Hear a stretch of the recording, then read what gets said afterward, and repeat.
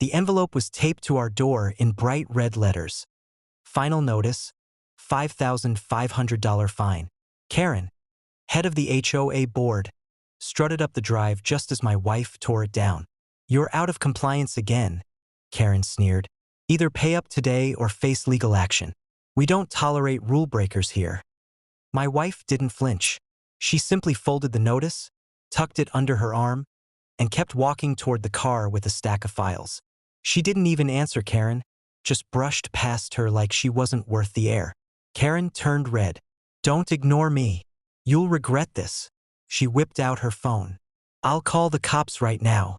I sighed. I told Karen a dozen times our property wasn't under HOA jurisdiction, but she never listened. She loved the drama, the power. So when the patrol car pulled up 15 minutes later, I wasn't surprised. The officer got out, calm and professional. Karen rushed over like she'd summoned cavalry. "There. Arrest her. She refuses to pay fines, and she's ignoring HOA orders. She thinks she's above the law." The officer turned toward my wife, who was standing by the trunk of our car, loading files into her briefcase. She looked up, sunglasses reflecting the flashing lights, and gave the officer the kind of steady stare that made most men pause. The officer froze. His hand fell from his belt.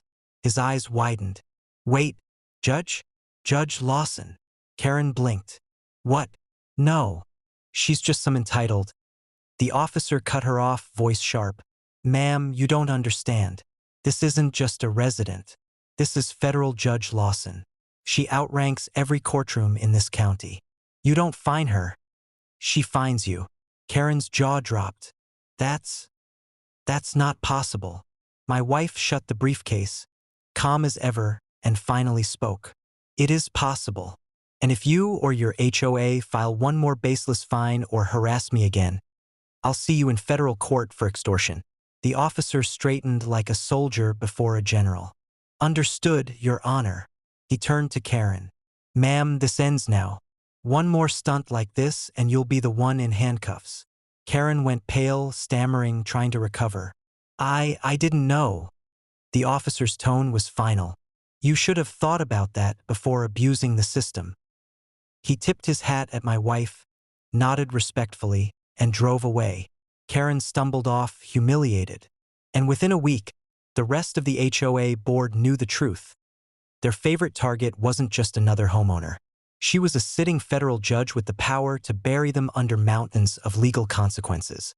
The board collapsed into infighting, terrified of lawsuits. Karen was voted out, her reputation shredded.